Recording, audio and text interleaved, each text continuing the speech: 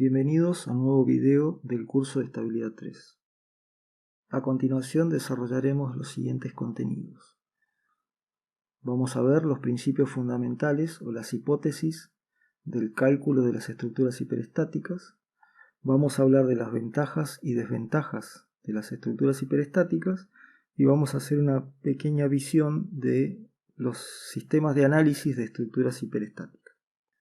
Comenzando con las hipótesis. La primera hipótesis está referida a las pequeñas deflexiones. Esto significa que el punto de aplicación de las cargas no varía entre antes de la aplicación de la carga y la configuración deformada de la estructura. Esto lo podemos apreciar, digamos, en esta primer barra que aparece aquí. Una barra vertical que tiene una carga horizontal P1, una carga vertical P2 y que por la acción de P1 sufre una deformación delta. Lo que dice la hipótesis de las pequeñas deflexiones es que los esfuerzos que produce P2 es suficientemente aproximado calcularlos en la posición original de P2 y no hace falta considerar que P2 está desplazada a una determinada cantidad delta, porque en realidad esta cantidad delta es infinitésima, es muy pequeña comparada con las demás dimensiones. Esta hipótesis no es aplicable a todas las estructuras. Hay estructuras que son hiperestáticas pero que tienen grandes deformaciones, de tal manera que no son posibles calcularlas por los métodos que vamos a ver aquí en el curso, sino que es necesario aplicar otra teoría que se llama la teoría de segundo orden, que tiene en cuenta para el cálculo de las solicitaciones el hecho de que las cargas cambian de posición desde la condición inicial a la condición deformada. La otra hipótesis es la condición de linealidad del comportamiento del material. Todos los materiales con los que vamos a trabajar, que puede ser acero, hormigón o madera inclusive, tienen una porción de su diagrama de comportamiento sigma epsilon similar a lo que es una línea recta, y por lo tanto esa porción es la que vamos a utilizar como puntos de funcionamiento dentro de los sistemas de cálculo de las estructuras que vamos a ver. Es decir, en ningún caso la tensión interna que tiene una pieza tiene que superar la tensión de fluencia para garantizar, digamos, de que el comportamiento es una relación lineal simple entre el alargamiento específico y la tensión que tengo aplicada, a través de lo que se conoce como la ley de Hooke, en cuyo caso sigma será siempre igual a el módulo de elasticidad del material por epsilon. El resto de la curva de comportamiento no es tenida en cuenta en los sistemas de cálculo que vamos a ver, pero sin embargo, digamos, después en los sistemas de dimensionado se utiliza porque, como se verá más adelante, lo que está encerrado debajo de la curva sigma epsilon no es otra cosa que una expresión de la energía interna específica que puede almacenar un determinado material o una determinada pieza, de tal manera que si solamente consideráramos esta porción del diagrama, a los fines del dimensionado estaríamos haciendo solamente suponiendo que es capaz de absorber esta cantidad de energía, cuando en realidad hay mucha más energía que se puede aprovechar a la hora de dimensionar un elemento, como vamos a ver. El principio de superposición establece que mientras las tensiones internas de una estructura o de una pieza se mantengan dentro del comportamiento lineal, es posible resolver la estructura aplicando superposición de efectos. Es decir, por ejemplo, yo tengo una estructura con la carga P1 y la carga P2, puedo resolver la estructura con la carga P1 solamente, puedo resolver la estructura con la carga P2 y sumando los resultados ya sea de reacciones, diagramas de solicitaciones o tensiones inclusive, punto a punto, yo podría resolver entonces la estructura completa, sin importar inclusive en qué orden resuelvo estos dos casos. Es decir, que este principio de superposición es utilizado en todo lo que sea la obtención de los diagramas finales de solicitaciones, en todos los métodos que vamos a ver, ya sea el método de cálculo por el método de las fuerzas o el método de las deformaciones, utilizan dentro de incluso la misma formulación de los sistemas de ecuaciones o dentro de la superposición para obtener los diagramas finales, de solicitaciones, MN y Q, se utiliza el principio de superposición. Siempre hay que tener presente que se encuentre la barra o la estructura que estoy considerando dentro de los límites de funcionamiento lineal. La condición de equilibrio. Una estructura tiene que satisfacer las condiciones de equilibrio. En el caso del plano, tiene que satisfacer la condición de equilibrio, que la sumatoria de fuerzas horizontales es igual a 0, la sumatoria de fuerzas verticales es igual a 0 y la sumatoria de momentos respecto de cualquier punto también tiene que ser igual a 0. Eso desde el punto de vista del equilibrio global de la estructura. Pero también debe verificarse eso internamente en cada nodo de la estructura. Esto incluso es una forma de verificar si lo que estamos resolviendo a través de alguno de los métodos de cálculo de estructuras hiperestáticas, comprobar el equilibrio de los nodos es una forma de verificar que la resolución del sistema está bien hecha. La compatibilidad. Esto está referido a que un nodo hacia el cual concurren un número de barras, en este caso tenemos 3 barras, tiene un único desplazamiento al cual van a concurrir las barras después de ocurrida la deformación de la estructura. Esto es, que las barras, cada una de ellas, tienen en sí mismo el mismo desplazamiento, de tal manera de esa manera se garantiza, digamos, la condición de compatibilidad. Esto es muy utilizado para plantear lo que se denomina las ecuaciones de compatibilidad, que incluso dan origen a uno de los métodos de cálculo, que es el denominado método de las fuerzas. Es decir, garantizar la compatibilidad es una forma de ponerle una condición de movimiento a un nodo de la estructura o a un apoyo o a un encuentro de 2 barras, de tal manera entonces que utilizando esa ecuación me permite, digamos, averiguar incógnitas, inclusive incógnitas internas de esfuerzos internos dentro de la estructura. Las condiciones de contorno. Está referido a que una estructura en el plano como mínimo tiene que tener 3 condiciones de vínculo a tierra y que esas 3 condiciones de vínculo no formen vínculos aparentes. Normalmente las estructuras hiperestáticas tienen más de 3 condiciones de vínculo a tierra. En este caso, por ejemplo, tenemos 9 condiciones de vínculo a tierra, de tal manera entonces que ya desde los vínculos a tierra es una estructura hiperestática, más allá de los vínculos internos superabundantes que tiene. Pero debe garantizarse como mínimo la existencia de 3 vínculos a tierra, porque si no la estructura estaría en una condición de desarrollar un movimiento rectilíneo uniforme o no tener una condición, digamos, de garantizar que la estructura está fija sobre el terreno, y de esa manera no se podrían resolver, digamos, las ecuaciones que se plantean para resolver los esfuerzos internos de la estructura. Así que como mínimo necesitamos tener 3 condiciones de vínculo o 3 apoyos a tierra, digamos. La unicidad de las soluciones. Esto se refiere a que una vez conocido el sistema de cargas que actúa sobre una estructura, esta estructura sufre una deformación y esa deformación es única. No es posible que haya un mismo sistema de cargas y 2 deformaciones distintas de la estructura. Si la configuración de equilibrio es única y está directamente relacionada con el sistema de cargas que se aplica. Para demostrar esto podemos aplicar el principio de superposición, ¿sí?, restando, por un lado, las 2 estructuras, las fuerzas y las deformaciones. En este caso, si yo resto las fuerzas, me quedo sin ninguna fuerza aplicada. Pero si resto las deformaciones, no llego a una estructura sin deformación, sino que llego a una estructura deformada, lo cual sería un absurdo, porque sería una estructura que no tiene cargas y tiene una deformación o una configuración de equilibrio deformada. De tal manera entonces que con este simple análisis se puede probar que una vez conocido el sistema de cargas, la configuración deformada es única y garantiza por supuesto el equilibrio. En las estructuras hiperestáticas tenemos algunas ventajas respecto de las estructuras isostáticas. Aquí en la figura tenemos una viga con un apoyo doble y un apoyo simple sometido a una carga W y con una luz L, tiene una inercia I y está constituido de material de módulo de Young E. Al lado tenemos una viga que tiene la misma luz, la misma carga, el mismo material, la misma inercia, pero está doblemente empotrada. Lo primero que observamos es que ante la misma carga y la misma luz tenemos un descenso.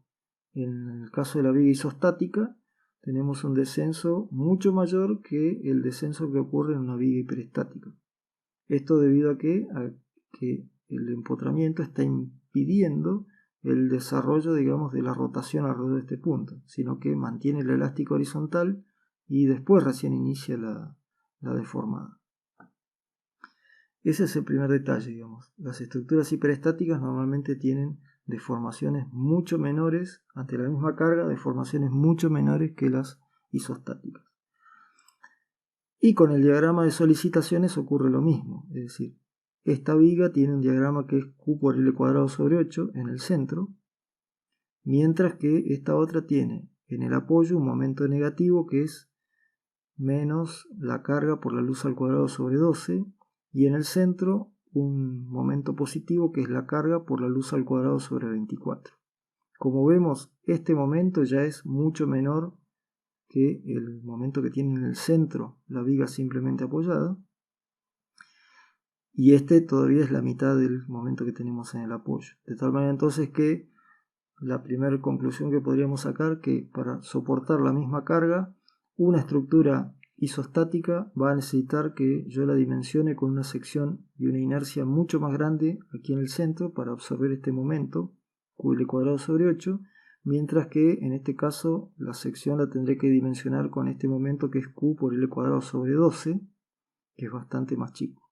De tal manera entonces que ya voy a tener, al tener una menor solicitación, también voy a tener una menor cantidad de material en una estructura y en otra para cumplir la misma función que es soportar esta carga.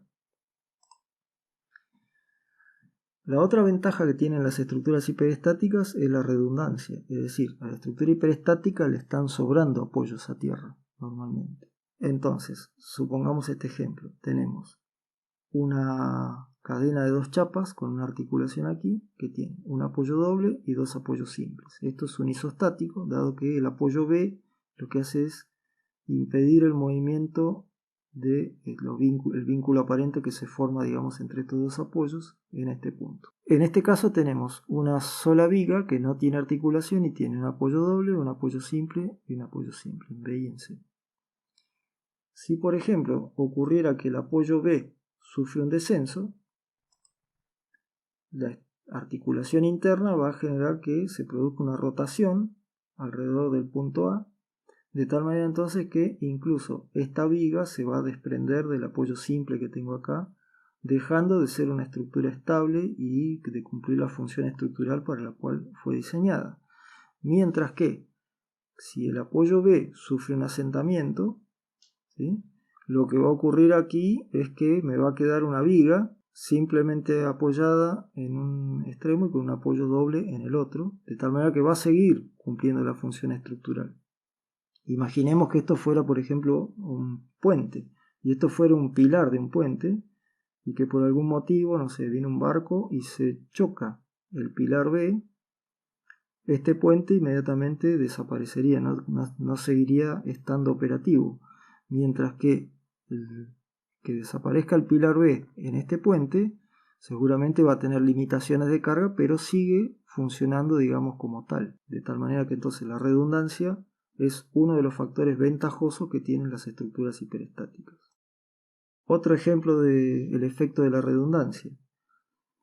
Si yo tengo una estructura hiperestática y por algún motivo la carga W o la carga que está actuando sobre él aumenta, puede ocurrir que se empiece a producir, los momentos aumenten tanto que las tensiones pasen el límite de elástico del material y generen lo que se llama la plastificación de la sección del apoyo, en este caso, que es el momento más grande que tengo. Estas dos secciones tenderían a convertirse en una articulación, con lo cual la estructura pasaría de esta configuración a esta otra configuración, el comportamiento, ¿no?